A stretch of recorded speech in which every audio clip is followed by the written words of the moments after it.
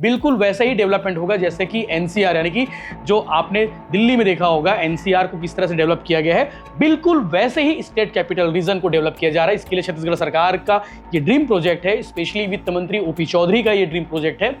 वो इस कॉन्सेप्ट को लेकर आए छत्तीसगढ़ सरकार में। और रायपुर, दुर्ग, भिलाई और नया रायपुर अटल नगर में तेजी से बढ़ती आबादी और शहरीकरण को देखते हुए इस क्षेत्र के सुव्यवस्थित और योजनाबद्ध विकास के लिए यह प्राधिकरण कार्य करेगा। छत्तीसगढ़ पुलिस सेवा के 2005 से लेकर 2009 बैच के अफसरों को senior selection grade pay scale देने का फैसला किया गया। इसके लिए 30 पद स्वीकृत किए गए, यानी कि संशोधन का अनुमोदन किया गया, जिसके तहत वाहन स्वामी अपने पुराने वाहन के फैंसी या चॉइस नंबर को नए या किसी अन्य राज्य से लाए उसी श्रेणी के वाहन में उपयोग कर सकेंगे।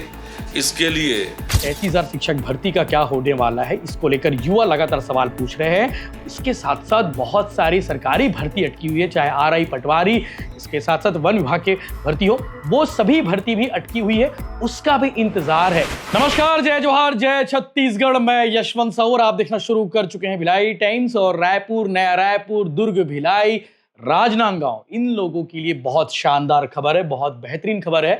बेहतरीन खबर यह है कि स्टेट कैपिटल रीजन, आपको मालूम होगा state SCR, state capital region के बारे में हमने आपसे पहले भी बहुत सारी स्टोरीज के माध्यम बताया था। आज इस स्टोरी में, आज इस स्टेट कैपिटल रीजन में बड़ा अपडेट है। आज कैबिनेट में ये प्रस्ताव फिर से गया और कैबिनेट की मुहर एक बार फिर से लगी। इस बार स्टेट कैपिटल रीजन के लिए अलग से प्राधिकरण बनाया जा रहा है, यानी कि काम इस पर शुरू हो जाएगा। अलग से एक प्राधिकरण बनाया जाएगा, जैसे कि नया रायपुर विकास प्राधिकरण है, एनआरडीए है, इसके अलावा रायपुर डेवलपमेंट अथॉरिटी है, आरडीए है। उसी प्रकार से स्टेट कैपिटल रीजन के नाम से एक प्राधिकरण बनाया जाएगा, जो उस पूरे जोन को विकास के लिए जो मजबूती प्रदान करेगा। साथ ही साथ आपको मालूम होगा नया रायपुर, रायपुर, कुम्हारी, चरोदा, भिलाई, दुर्ग, इसके साथ साथ आपको बता दूं राजनांदगांव तक, ये पूरा जोन को स्टेट कैपिटल रीजन में लिया गया है। बिल्कुल वैसा ही डेवलपमेंट होगा जैसे कि एनसीआर, यानी कि जो आपने दिल्ली में देखा होगा एनसीआर को किस तरह से डेवलप किया गया है, बिल्कुल वैसे ही स्टेट कैपिटल रीजन को डेवलप किया जा रहा है। इसके लिए छत्तीसगढ़ सरकार का ये ड्रीम प्रोजेक्ट है, स्पेशली वित्त मंत्री ओपी चौधरी का ये ड्रीम प्रोजेक्ट है। वो इस कॉन्सेप्ट को लेकर आए छत्तीसगढ़ सरकार में और इस पर काम शुरू हो गया। पिछले बजट में आपको मालूम होगा वित्त मंत्री ओपी चौधरी ने इसके लिए बजट का अलॉटमेंट किया था। और आज जो फैसला हुआ है, प्राधिकरण को लेकर फैसला हुआ, ये महत्वपूर्ण फैसला था कैबिनेट को लेकर। आपको बता दें कि ये पूरा जोन जो है राजनांदगांव, दुर्ग, भिलाई और साथ साथ कुम्हारी और उसके बाद रायपुर, नया रायपुर, ये पूरा इलाका अलग से डेवलप होगा। यहाँ इंडस्ट्रीज आएंगी, साथ ही साथ सड़कें चौड़ी बनेंगी, साथ ही साथ स्टार्टअप होंगे, साथ ही साथ एक अलग से सेक्टर डेवलप होने वाला है। तो अपने आप में ये बड़ी खबर है, ये इलाका ग्रोथ होने वाला है, ये अपने आप में बता दूं। तो इसके साथ साथ और भी महत्वपूर्ण फैसले थे जिसके बारे में आपको जानना जरूरी है कि आज कैबिनेट में कौन कौन से महत्वपूर्ण है। हालांकि सारा ब्रीफिंग जो है आपको छत्तीसगढ़ के डिप्टी सीएम अरुण साव बताने वाले हैं। आगे आप वीडियो देखिए, लेकिन शॉर्ट में आपको बता देता हूं जो महत्वपूर्ण थे। सबसे महत्वपूर्ण यही फैसला था जो एससीआर के लिए अलग से प्राधिकरण बनाया जा रहा है। इसके अलावा छत्तीसगढ़ पुलिस सेवा के 2005 से लेकर 2009 बैच के अफसरों को senior selection grade pay scale देने का फैसला किया गया। इसके लिए 30 पद स्वीकृत किए गए, यानी कि जो अधिकारी हैं राज्य पुलिस प्रशासनिक के, उन्हें अपग्रेड किया जाएगा, उन्हें प्रमोशन दिया जाएगा, उनकी सैलरी बढ़ाई जाएगी। इसके लिए 30 अलग से पद स्वीकृत किए गए हैं। साथ ही साथ छत्तीसगढ़ में पुरानी गाड़ियों के नंबर नए वाहनों में ट्रांसफर हो सकेंगे। पुरानी गाड़ियों के नंबर नए गाड़ियों में ट्रांसफर हो सकेंगे। इसके लिए और एक्स्ट्रा पैसा देने की जरूरत नहीं पड़ेगी।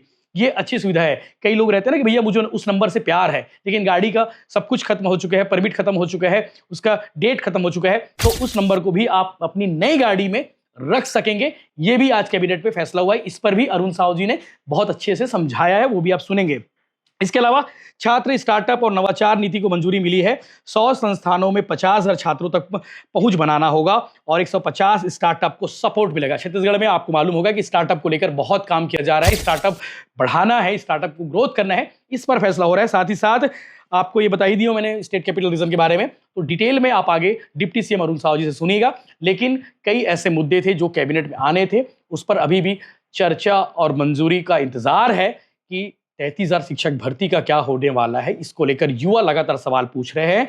इसके साथ-साथ बहुत सारी सरकारी भर्ती अटकी हुई है, चाहे आरआई, पटवारी, इसके साथ-साथ वन विभाग के भर्ती हो, वो सभी भर्ती भी अटकी हुई है, उसका भी इंतज़ार है। हालाँकि 5,000 शिक्षक भर्ती की घोषणा सरकार ने की है, लेकिन नोटिफिकेशन का कोई अता-पता नहीं है। एक और एसआई भर्ती को लेकर भी चर्चा हुई है कि अब आवेदन मंगवा लिए गए हैं, लेकिन परीक्षा की तारीख अभी तक तय नहीं हुई है। तो बहुत सारी भर्ती को लेकर भी मुद्दे होने थे, वो शामिल नहीं हो पाए हैं। हो सकता है अगली बैठक में इन विषयों पर भी बात हो। तो आगे आप सुनेंगे डिप्टी सीएम अरुण साव ने क्या कुछ कहा है आज कैबिनेट की मीटिंग में। छत्तीसगढ़ कृषि उपज मंडी संशोधन विधेयक 2025 के प्रारूप का अनुमोदन किया गया।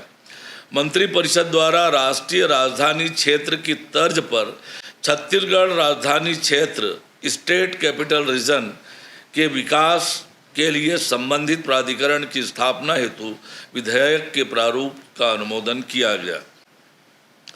रायपुर, दुर्ग, भिलाई और नया रायपुर अटल नगर में तेजी से बढ़ती आबादी और शहरीकरण को देखते हुए इस क्षेत्र के सुव्यवस्थित और योजनाबद्ध विकास के लिए यह प्राधिकरण कार्य करेगा।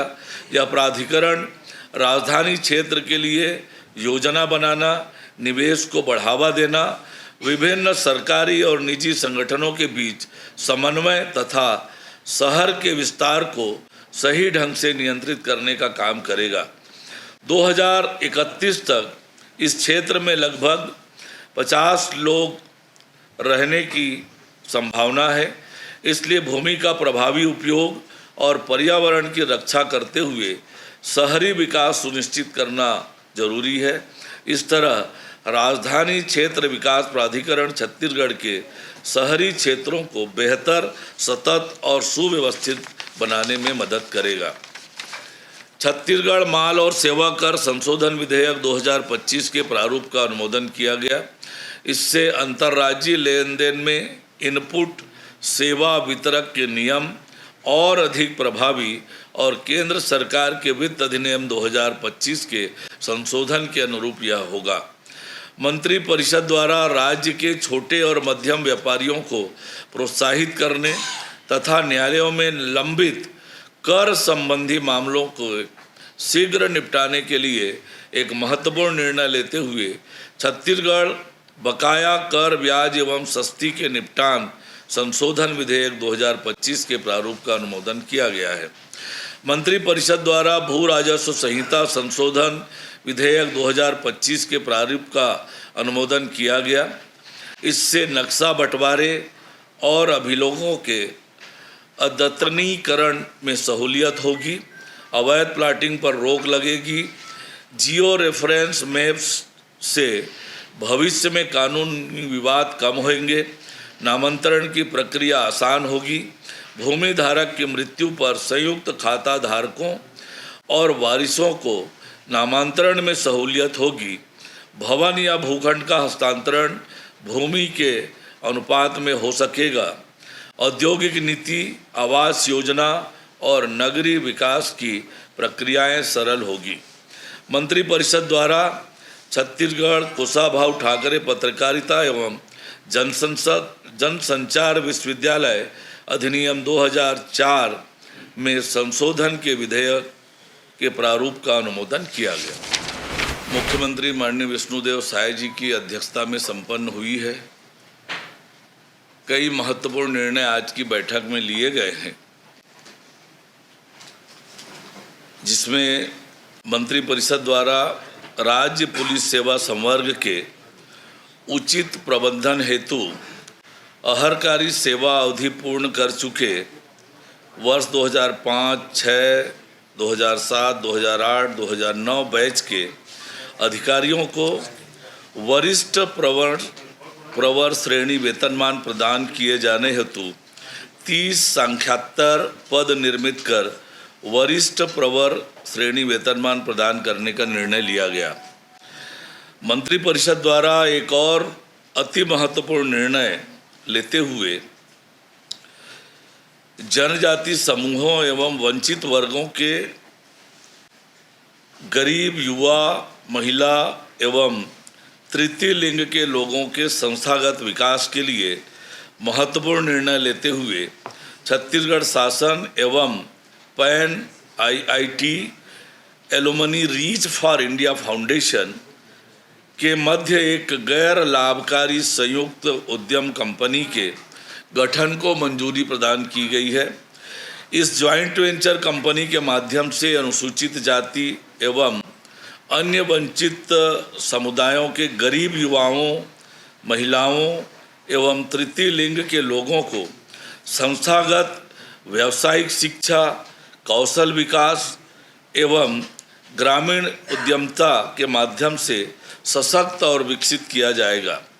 छत्तीसगढ़ शासन एवं पेन आईआईटी का ज्वाइंट वेंचर वंचित समुदायों के विकास के लिए आदिवासी उपयोजना, अनुसूचित जाति उपयोजना आदि के अप्रयुक्त फंड का अभिसरण कर आजीविका एवं सामाजिक आर्थिक बदलाव के लिए कार्य करेगा।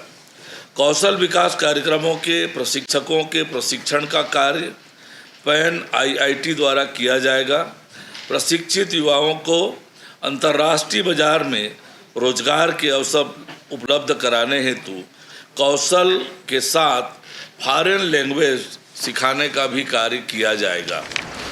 पैन आईआईटी द्वारा प्रशिक्षण देने के लिए जिला प्रशासन एवं विभागों द्वारा आवश्यक शासकीय भवनों का पहचान किया जाएगा एवं उसे ज्वाइंट वेंचर कंपनी को हस्तांतरित किया जाएगा।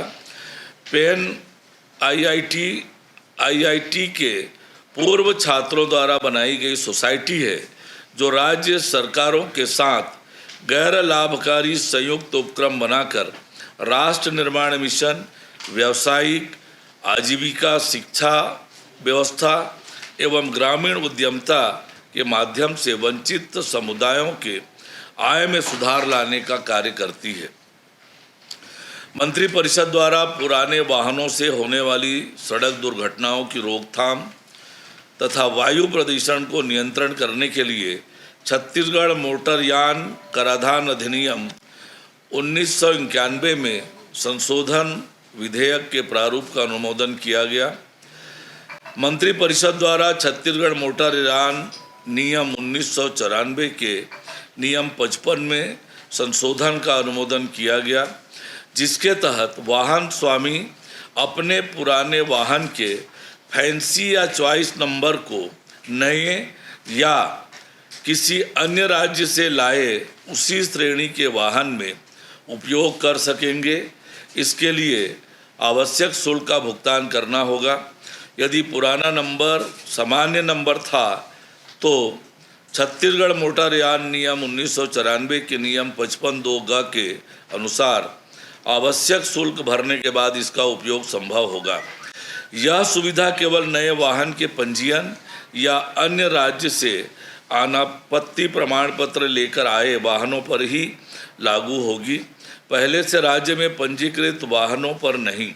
शासकीय वाहनों के लिए भी यह सुविधा मिलेगी। इसके लिए उन्हें कोई शुल्क नहीं देना होगा। छत्तीसगढ़ निजी विश्वविद्यालय स्थापना एवं संचालन संशोधन विधेयक 2025 के प्रारूप का अनुमोदन किया गया।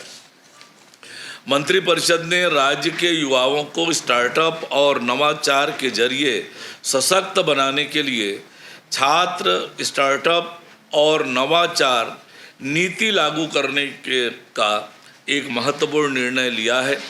इस नीति का उद्देश्य छात्र केंद्रित नवाचार और इंक्यूबेशन सिस्टम बनाना, साथ ही बौद्धिक संपदा जागरूकता बढ़ाना, जनजाति क्षेत्रों में नवाचार केंद्र स्थापित करना और कृषि, हरित ऊर्जा, स्वास्थ्य, विनिर्माण जैसे क्षेत्रों पर खास ध्यान देना भी इस नीति के प्रमुख उद्देश्य हैं।